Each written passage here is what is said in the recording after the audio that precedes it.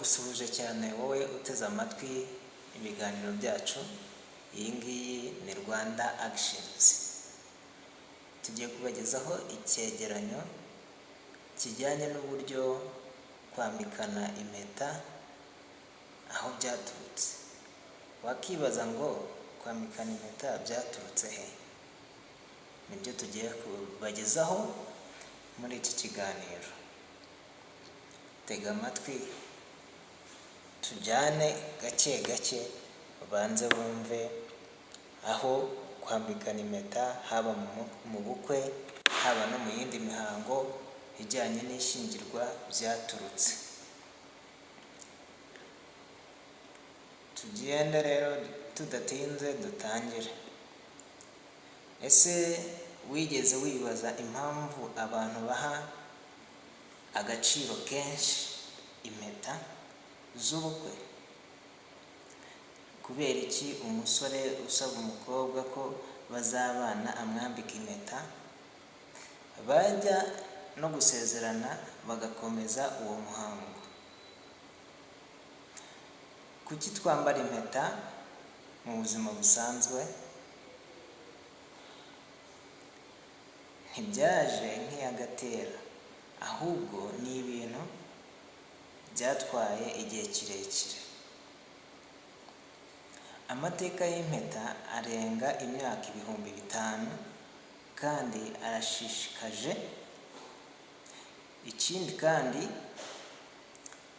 atangirira muri Afurika, mu Misiri ahagana mu mwaka w'3000 mbere ya Yesu. Icyatangaje ni uko aya mateka yo kwambikana impeta ari ikimenyetso gisanzwe cy'urukundo rudashira. Cyaje guhinduka umugenzo, imihango cyangwa se ikirango cy'ubuyobozi ndetse n'ikimenyetso cy'icyiciro ubukungu umuntu abarizwamo. Impeta zatangiye gukoreshwa bwa mbere mu bwami bwa Misiri imyaka 3000 mbere ya Yesu. Abanyamisiri bizeraga ko impeta ari uruziga rudafite intangiriro n'umusozo, byagereranywaga akaramata, ikintu kidafite iherezo cyangwa umuzenguruko w'izuba. Impeta za mbere zari zikozwe mu byatsi nk'urufunzo n'ibyatsi byo mu bwoko bwa hemp. Nyuma batangira kujya bazikora mu mpu z'inyamaswa. Impeta muri icyo gihe zashushanyaga umubano udafite iherezo hagati y'abantu babiri. Abagabo bazitangaga nk'ikimenyetso cyangwa se impano ku bakunzi babo kugira ngo bababwire ko bifuza kubana nabo iteka. Dore ko mu Misiri ya kera bizeraga ko iyo umuntu amaze gupfa akomeza kubaho akabaho ahandi hantu bitaga muri afterlife, akahabana iteka n'uwo yihebeye. Mu gihe ubwami bw'abami bw'Abagiriki bwari bukomeye, abantu bakomeje gukoresha impeta nk'ikimenyetso cy'urukundo n'umubano hagati y'abakundana.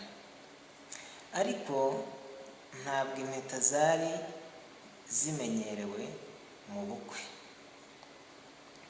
Abagiriki bakundaga gukoresha impeta mu mihango yo gusingiza imana y'urukundo yitwa Eros n'abamarayika bayo.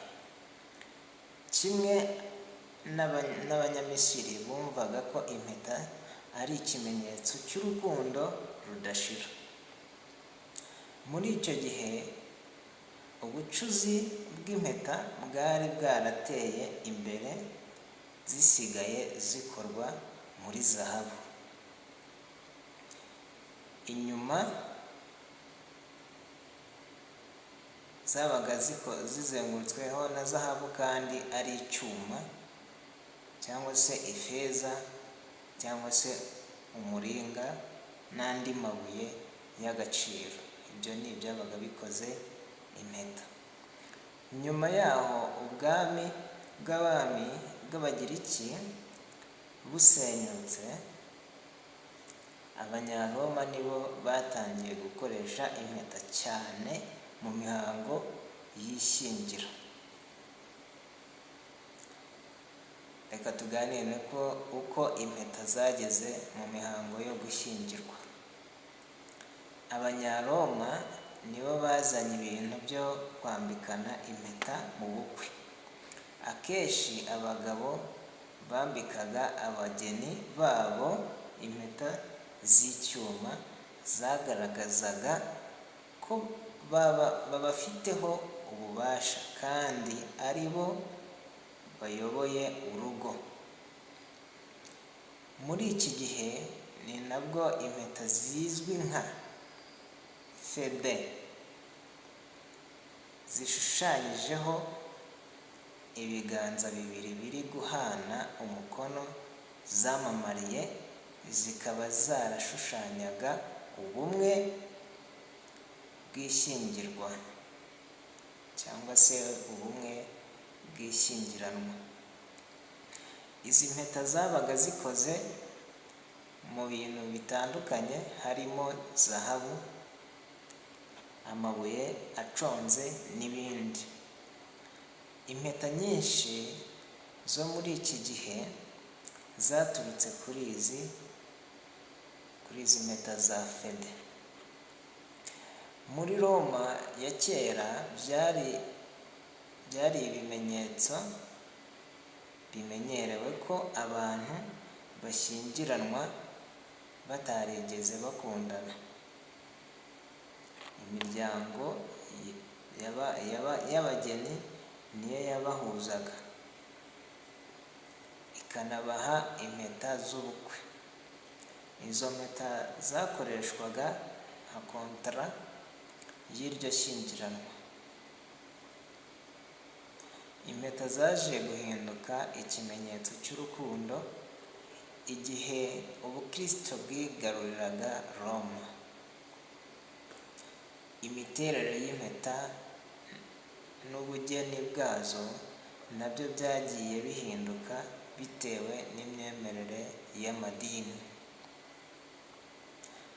Abakristo bakundaga gukoresha impeta ziriho umusaraba cyangwa ishusho ya Yezu Kristo. Izindi mpeta wasangaga zishushanyijeho uruhinja n'umubiri w'umuntu wapfuye, bigashushanya urukundo rudashira kugeza ku rupfu. Uko imyaka yagiye ihita, abantu batangiye no kujya bandika ku mpeta amagambo atandukanye y'urukundo, nkagira ati nkunda kandi ntuzasige. Mu ndimi z'amahanga bikaba bivuze ngo love me and leave me not. Umwe mu mihango ijyanye n'impeta imaze igihe kirekire ni uwo kwambara impeta ku rutoki rwa mukuru wa meme, abenshi bita ring finger. Abanyegiputa bizeraga ko muri uru rutoki habamo umutsi ugenda ukagera ku mutima, bakawita vena amoris cyangwa se umutsi w'urukundo. Nubwo iki gitekerezo atari cyo, abantu bakomeje kwambara impeta kuri uru rutoki kandi biracyakomeje n'uyu munsi. Ariko siko byakurikijwe mu mico yose ya kera, kuko bivugwa ko impeta z'ishyingiranwa zagiye zambarwa ku ntoki zose z'ikiganza, hari n'ubwo zigeze kwambarwa ku gikumwe. Impeta za fiyansaye n'iza mariage byaje gutandukanywa gute? None kuki abantu bambara impeta za fiyansaye bakambara n'iza mariage? Icyo ni ikibazo umuntu wese yibaza. Impeta zamaze imyaka ibarirwa mu bihumbi zisobanura ishyingiranwa ryemewe n'amategeko. Umusore yahaga impeta umukobwa, yayemera ubwo akaba abaye umugore we. Ibyo byahaga abantu bamwe na bamwe amahirwe yo kwihakana ishyingiranwa, kuko nta gihamya yabaga ihari y'uko bambikanye impeta. Ariko mu kinyejana cya 12 ubwo ubukristu bwagiraga itegeko gushyingiranwa mu rusengero, byatumye uwambitse impeta umukunzi we amusaba kumubera umugore, agomba no kumwambika indi mu rusengero kugira ngo iryo shyingiranwa ryemerwe n'amategeko. None se ni ryari abagabo batangiye kwambara impeta z'ishyingiranwa? Byagutangaza kumenya ko nta myaka igera kuri 200 ishize abagabo batangiye kwambara impeta z'ishyingiranwa. Ubundi abagabo bari basanzwe bambara impeta mu kugaragaza urwego rw'imibereho, umwanya w'ubuyobozi, imyizerere n'ibindi. Izi zari impeta zikoze mu buryo butandukanye nk'uko bimeze n'uyu munsi. Ariko mu ntambara ya kabiri y'isi, ahagana mu myaka y'1960, nibwo abasirikare bagiye ku rugerero batangiye kwambara impeta nk'ikimenyetso cy'ubudahemuka no kunamba ku bagore babo mu gihe bari ku rugamba. Uwo mugenzo waramamaye, bituma abagabo nabo batangira kwambikwa impeta n'abagore babo mu gihe bashyingiranwa, kandi bagakomeza kuzambara nk'ikimenyetso cy'ubudahemuka. Impeta za diyama zavuye hehe? Nubigenzura neza uzasanga impeta za fiyansaye nyinshi ziba zifite akantu kameze nka diyama hejuru. Abibitseho agatubutse bo banagura impeta zifite diyama nyayo. Nubwo diyama zimaze imyaka ibarirwa mu magana zikoreshwa, zatangiye gukoreshwa mu mpeta za fiyansaye mu kinyejana cya 20. Impeta iriho diyama ya fiyansaye ya mbere yamenyekanye ni yatanzwe n'igikomerezwa Maximiliano wo muri Autriche ayiha Mariya wo muri Burugandi.